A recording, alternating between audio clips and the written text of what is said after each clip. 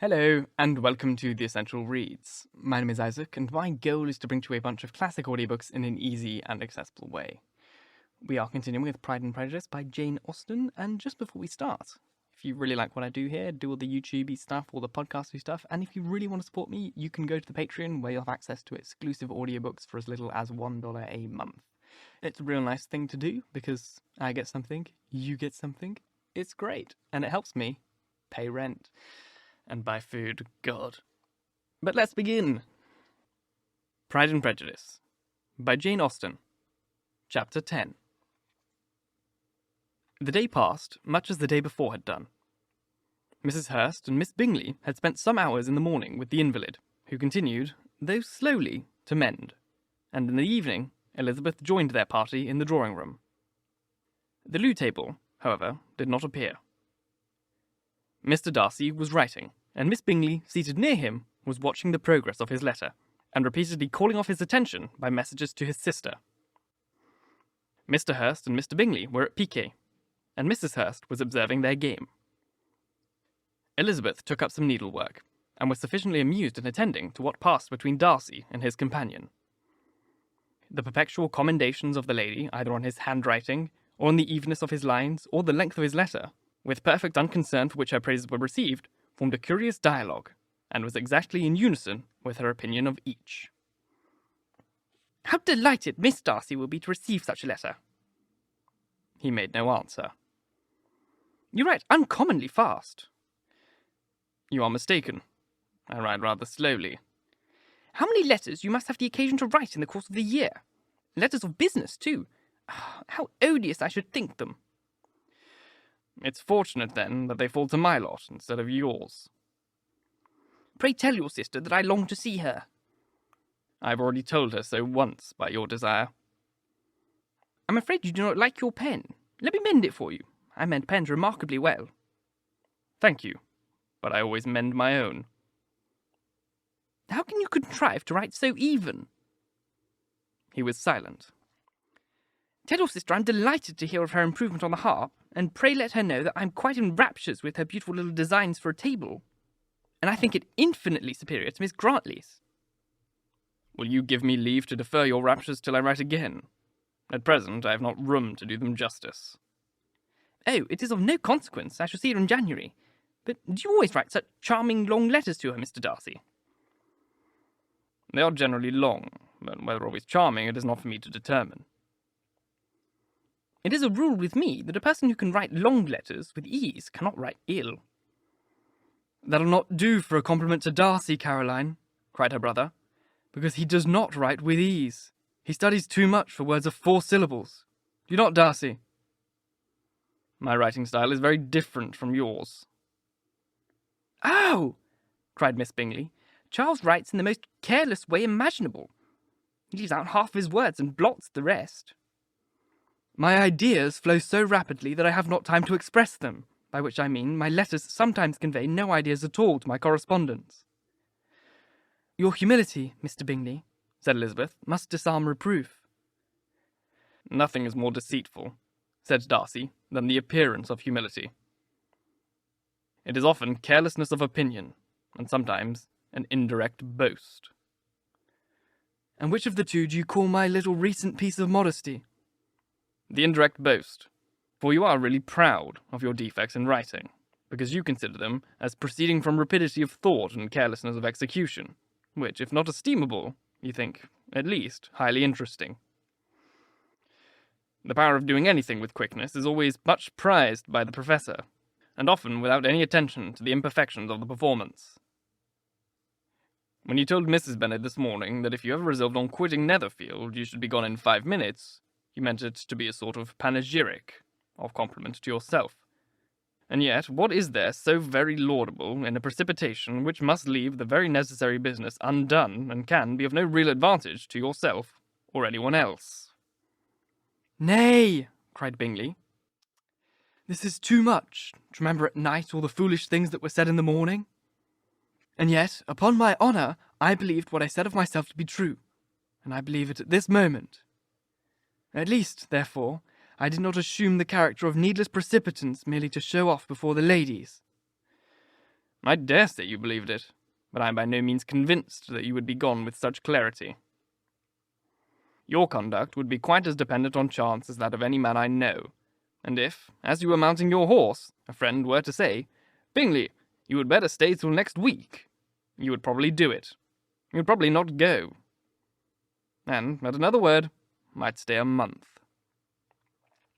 "You have only proved by this," cried Elizabeth, "that Mr. Bingley did not do justice to his own disposition. You have shown him off now much more than he did himself." "I am exceedingly gratified," said Bingley, "by your converting what my friend says into a compliment on the sweetness of my temper. But I am afraid you are giving it a turn which that gentleman did by no means intend. For he would certainly think the better of me, if, under such a circumstance, I were to give flat denial, and ride off as fast as I could." "Would Mr. Darcy then consider the rashness of your original intention as atoned for by your obstinacy in adhering to it?" "Upon my word, I cannot exactly explain the matter. Darcy must speak it for himself." "You expect me to account for opinions which you choose to call mine, but which I have never acknowledged. Allowing the case, however, to stand, according to your representation, you must remember, Miss Bennet, that the friend who is supposed to desire his return to the house, and the delay of his plan, has merely desired it, asked it without offering one argument in favour of its propriety." "To yield readily, easily, to the persuasion of a friend is no merit to you." "To yield without conviction is no compliment to the understanding of either."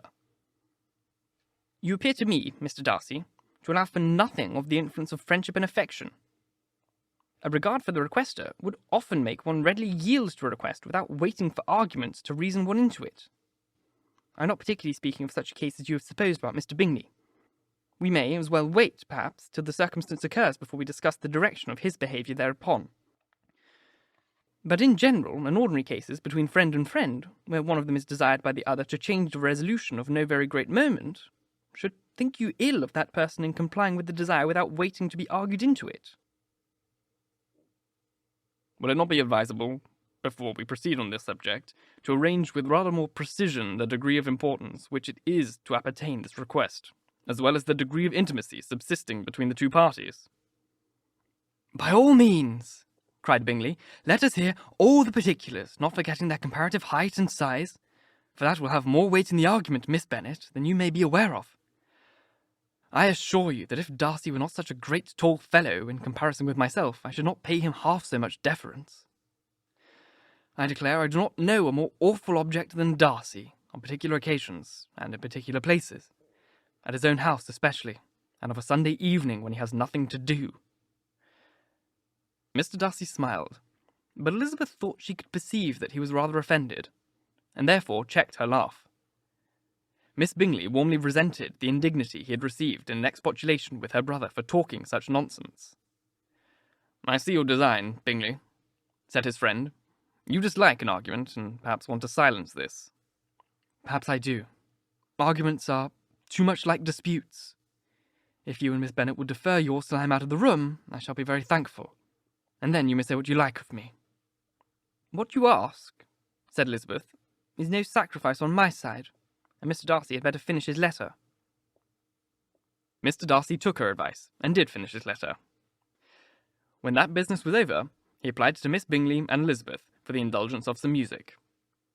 Miss Bingley moved with alacrity to the pianoforte, and after a polite request that Elizabeth would lead the way, which the other as politely and more earnestly negatived, she seated herself.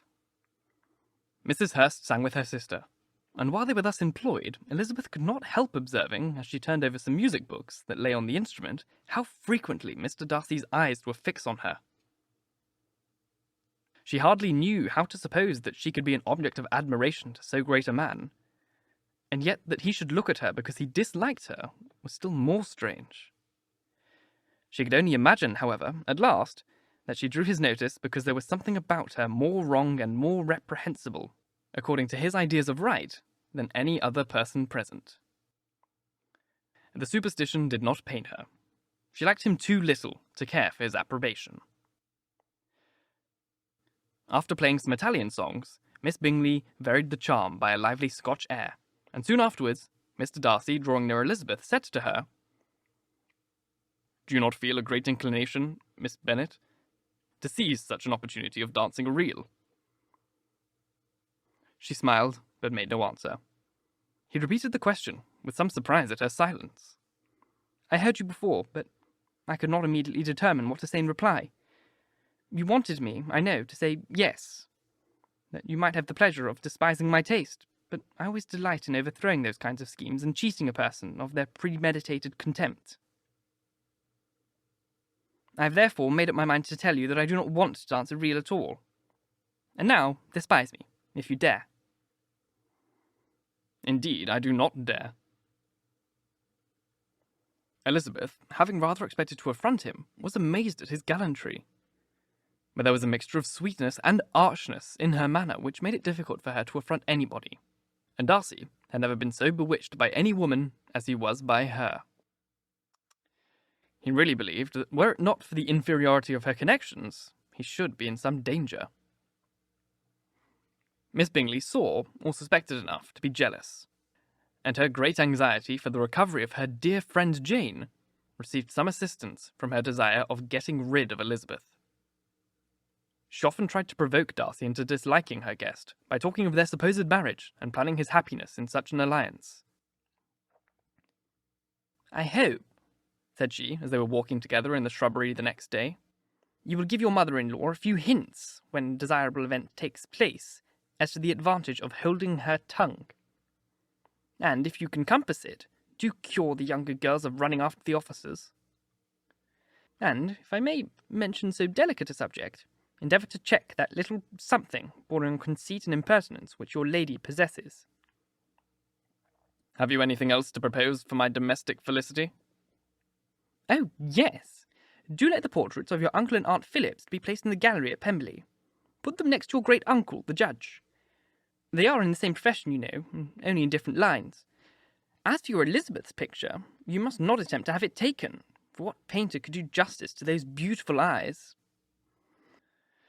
"It would not be easy, indeed, to catch their expression, but their colour and shape, and the eyelashes, so remarkably fine, might be copied."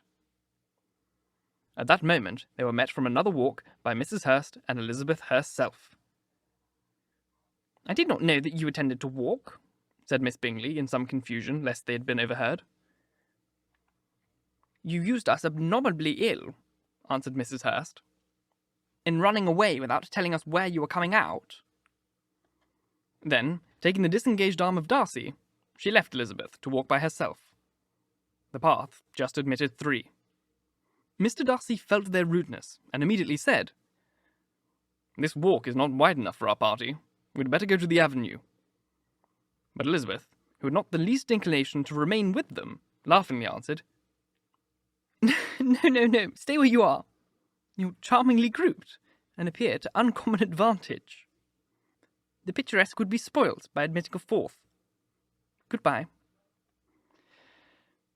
She then ran gaily off, rejoicing as she rambled about, in hope of being at home again in a day or 2. Jane was already so much recovered as to intend leaving her room for a couple of hours that evening. Thank you so very much for listening. If you enjoyed, please like, comment, share, all that jazz, and if you really enjoyed, do subscribe because there is more to come. If you're listening on podcast, please leave a review as it helps get this in front of as many people as possible, and reading them really makes my day. And if you want to support me in the most concrete way, you can go to the Patreon, where for as little as $1 a month, you will have access to exclusive audiobooks and directly contribute to this channel remaining alive. And me buying food. Once again, thank you very much for listening, and until next time, bye-bye.